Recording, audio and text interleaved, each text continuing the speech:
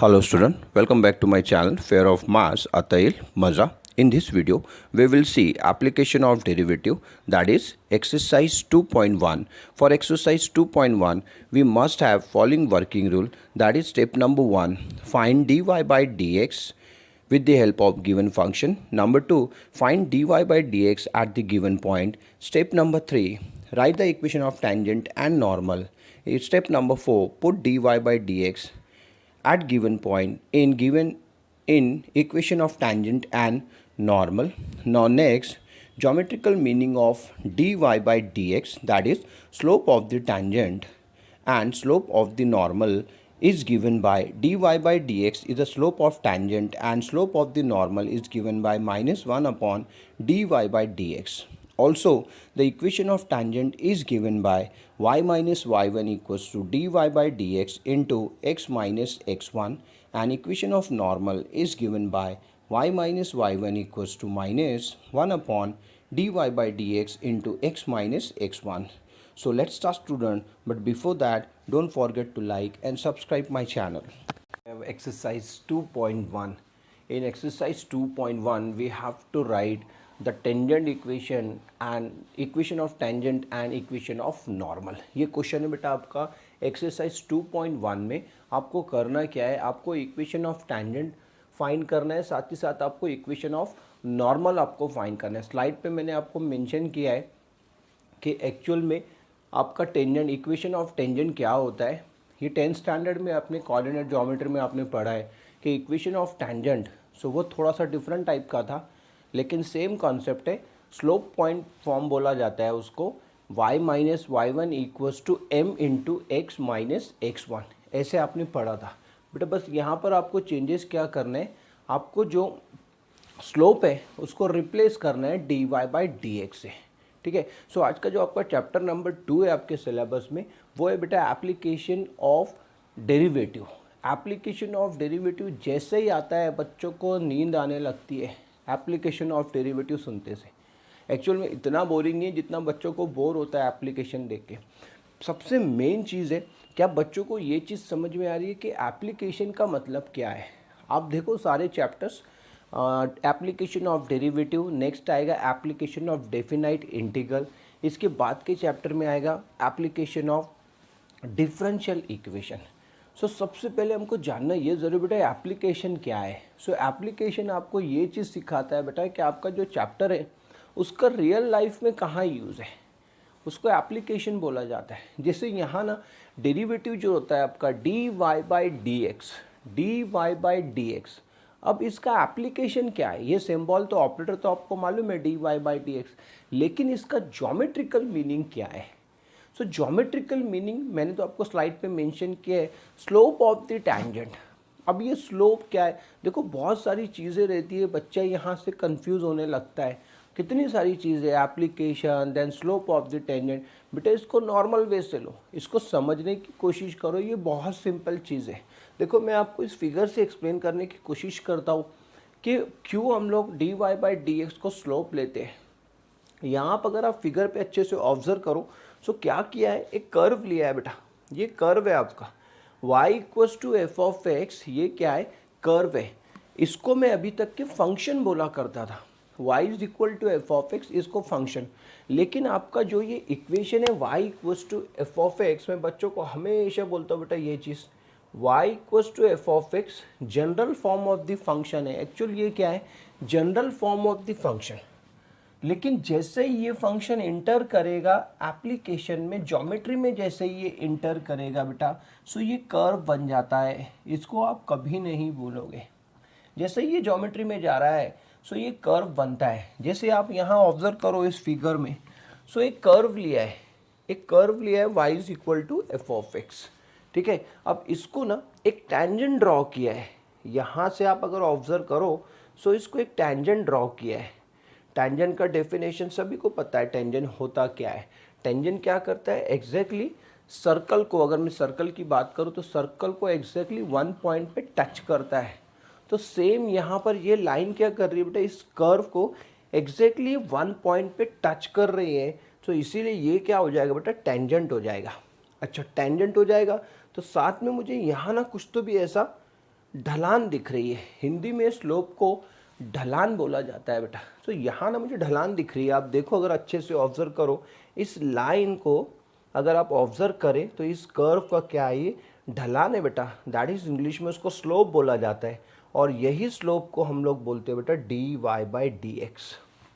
वो जो स्लोप दिख रहा है आपको, वो जो ढलान दिख रही है, that is our D by D x.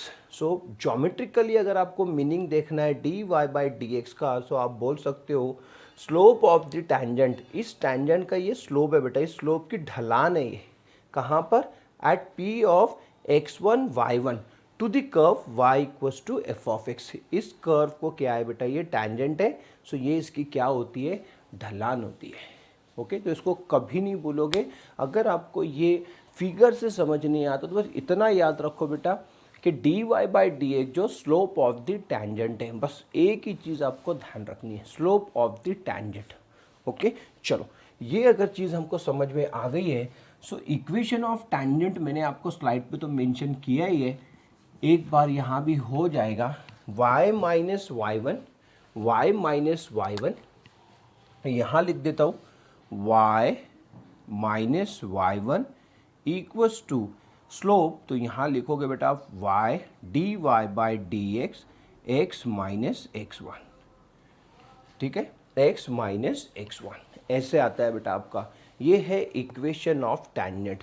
इसी को देख के हम इक्वेशन ऑफ नॉर्मल भी लिख सकते हैं, तो वो कोई बहुत बड़ी बात नहीं है उसको लर्न करना। अगर आपने इक्वेशन ऑफ टैंजेंट कर लिया बेटा तो इक्वेशन ऑफ नॉर्मल वैसे ही आ जाएगा। ठीक है, सो आपका क्वेश्चन जो है ये आपको पूछा है find the equation of tangent and normal to the curve at given point. आपको गिवन पॉइंट भी है यहाँ पे, मतलब यहाँ आपको x1 y1 गिवन है। कितना सिंपल है देखो, x1 y1, x1 y1 आपको गिवन है। दोनों एग्जाम्पल में अगर आप ऑब्जर्व करो सो आपको x1 y1 गिवन है। ठीक है, सो हमको इक्वेशन ऑफ टैंजेंट निकालना है। सो इसके लिए मैंने आपको वर्किंग रूल भी मेंशन किया है स्लाइड पे। सो वो सारे स्टेप को बेटा पॉज करके अपने कॉपी में नोट करो, आपको समझ में आएगा। सबसे पहले मैंने आपको बोला है स्टेप नंबर 1 में find the slope with the help of given function. ये है आपका स्टेप नंबर 1। चलो वही स्टेप को हम लोग फॉलो करते हैं। सबसे पहले मैं क्या करता हूँ, ये जो गिवन फंक्शन है बेटा इसको लिखता हूँ, देयरफॉर गिवन फंक्शन। सो मैं यहाँ लिख देता हूँ इसको गिवन फंक्शन। देयरफॉर गिवन भी लिखा सिंपली तो चलेगा, given y equals to X square plus 2 E to the power X plus 2 at, ये भी लिखना चाहिए बेटा 0 and 4, और यहाँ पेंसिल से लिख लेना चाहिए x1 y1, कैलकुलेशन करने के लिए इजी होता है। ठीक है, चलो हम लोग स्टेप नंबर 1 फॉलो करते हैं। स्टेप नंबर 1 में मैंने क्या बोला आपको, find the slope. Slope find करना मतलब बेटा D Y by D X find करना। अब D Y by D X कैसे आता है, सारा चैप्टर आपने देखा है, इसके पहले के वीडियोस में सारा डेरिवेटिव कवर किया है बेटा। यहाँ कहीं तो भी प्ले लिस्ट का आई बटन आएगा, ज़रूर से जाके वो वीडियोस देखें, तभी आपको आज का वीडियो समझ में आएगा, क्योंकि आपको इसको डिफरेंशिएट करना है। ठीक है, फॉर्मूले लिया है, पैरामीट्रिक फंक्शन लिया है, इम्प्लिसिट फंक्शन लिया है, कंपोजिट फंक्शन कवर किया है, सारा डेरिवेटिव कवर किया है बेटा। आप ज़रूर से जाके वो वीडियोस देखें। ठीक है, तो आपको बहुत हेल्प मिलेगा और आज की वीडियो आप इजीली समझ पाओगे और इसको सॉल्व कर पाओगे क्वेश्चन को। y equals to X square plus 2 E to the power X plus 2 at 0 4, यहाँ आपको ये कैलकुलेट करना है। तो सबसे पहले क्या करते हैं, इसको डिफरेंशिएट कर लेते हैं with respect to x। Now differentiate y with respect to x, we get simple, आपको बेटा इसको डिफरेंशिएट करना है। सो यहाँ से ना आपको इजीली आपका ये D Y by D X मिल जाएगा। इसी को बेटा हम लोग स्लोप ऑफ द टैंजेंट बोलते हैं। इसी को क्या बोलते हैं, स्लोप। ऐसे लिख लेना चाहिए, हमको समझ में आएगा कि हम लोग स्लोप फाइंड कर रहे हैं। नहीं तो आप नॉर्मल वे से जाओगे, आप सोचोगे D Y by D X find करना है, हो गया।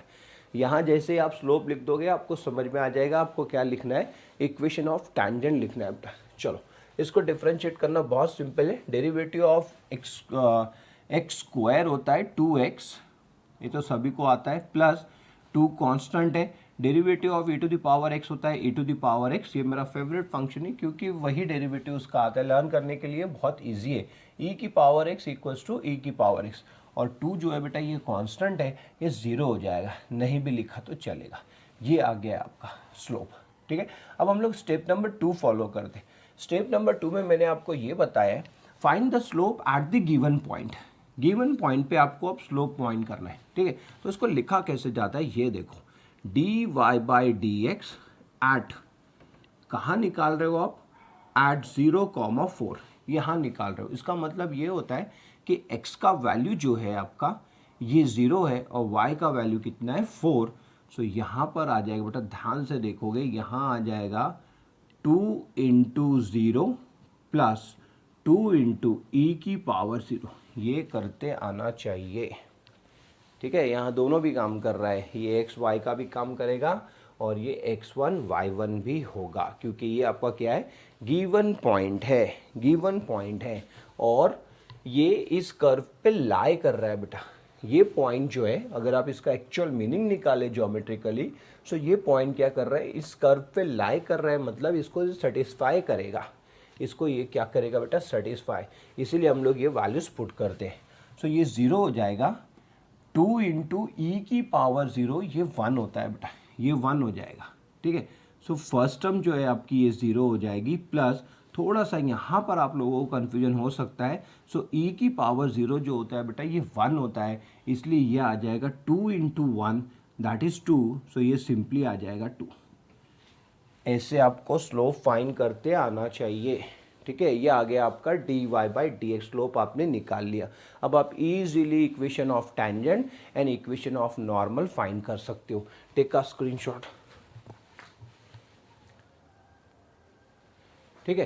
तो ध्यान से देखो बेटा, इक्वेशन ऑफ टेंजेंट क्या आएगा। अब यहाँ बड़ी काम की चीज़ है, सो आपको थोड़ा सा लिखना पड़ता है। Therefore we have equation of tangent, equation of tangent,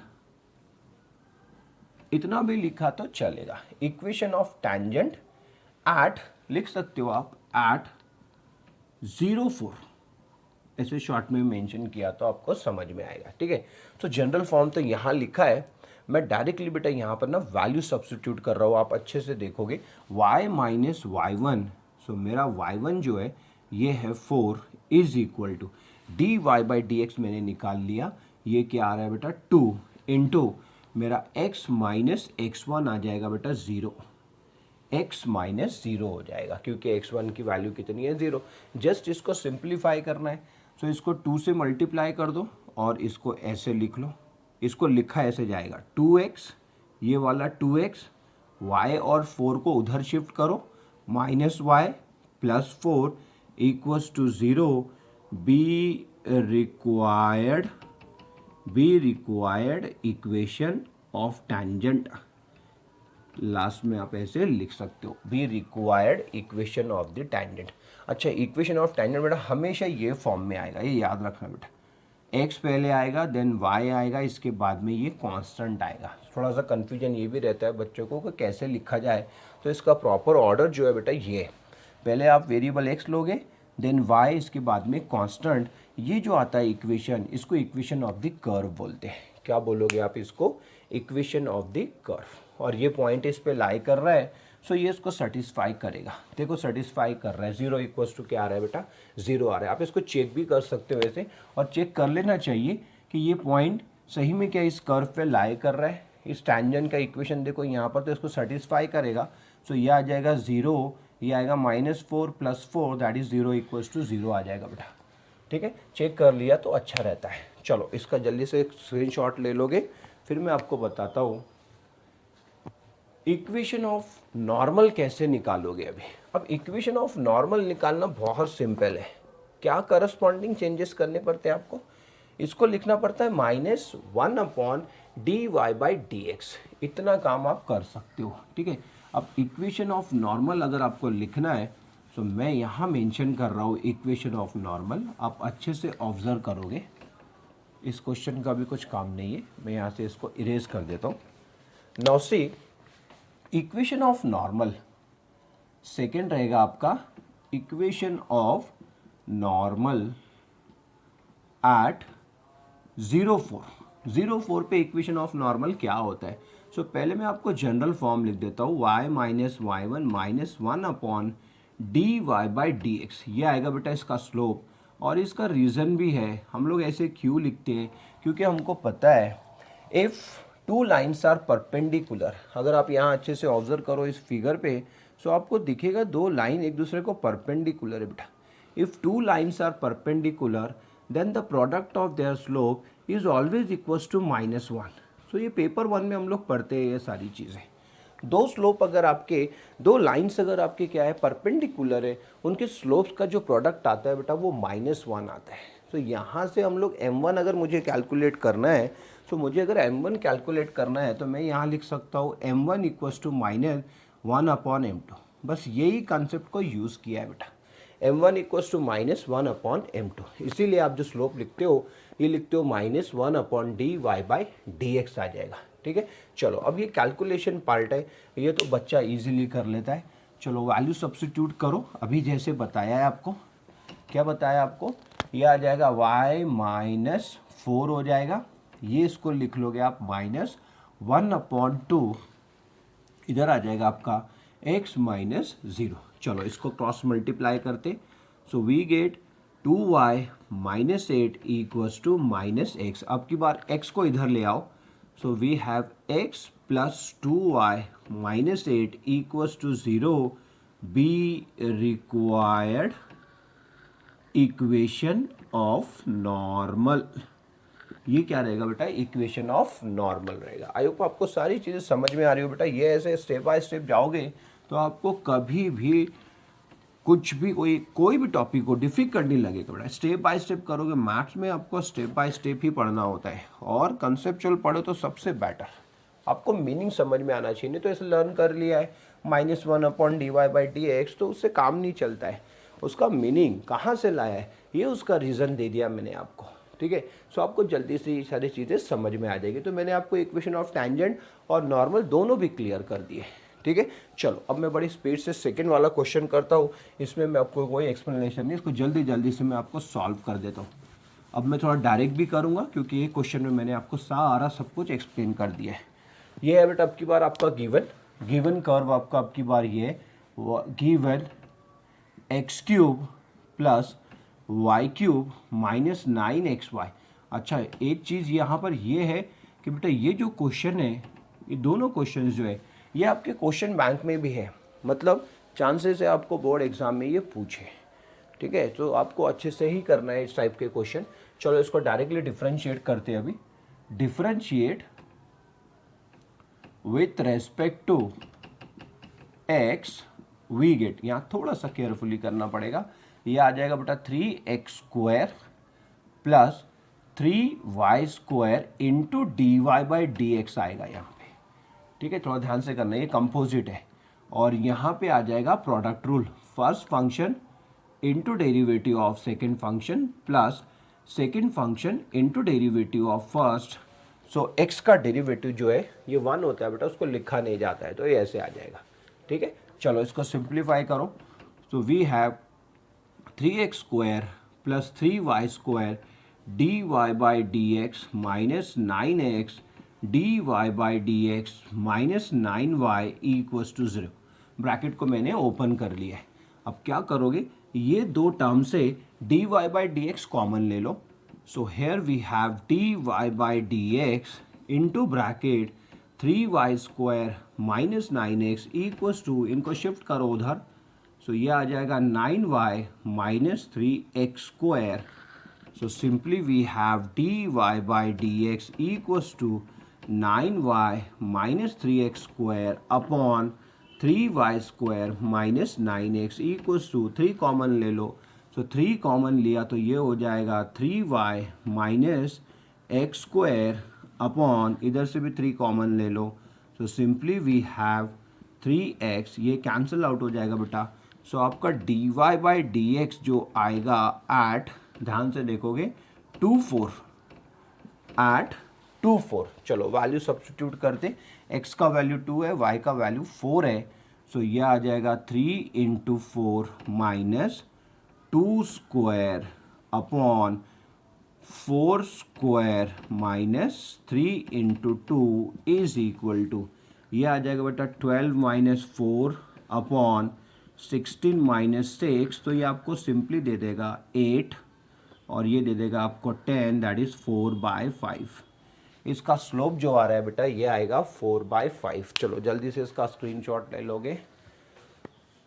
slope क्या आ रहा है आपका 4/5। थोड़ा सा मेरा ये ना ये जो साइन है तो इसको मैं अच्छे से लिखता हूँ, देन आप इसको नोट करो। मैं थोड़ा सा इसको गड़बड़ में ऐसे बना दिया, नीचे बन रहा है, ठीक है। सो ये आ जाएगा बेटा आपका 4/5 आ जाएगा। चलो अब जस्ट इसको इक्वेशन में पुट करना है और इसको सॉल्व करना है। स्लोप निकाल लिया मतलब आपका प्रॉब्लम सॉल्व हो गया। इक्वेशन ऑफ टेंजेंट क्या आ जाएगा फिर, अब ध्यान से देखोगे इक्वेशन ऑफ टेंजेंट क्या आएगा आपका। So here we have my number 1, अब आप लिखोगे, लिख देता हूँ, equation of tangent, equation of tangent क्या लिखोगे, y माइनस y1, y1 क्या है आपका 4 है, इज इक्वल टू, स्लोप आ गया आपका 4/5, इधर आ जाएगा x माइनस 2। इसको सिंप्लीफाई आप कर सकते हो, ये आ जाएगा 5y minus 20 equals to 4x minus 8।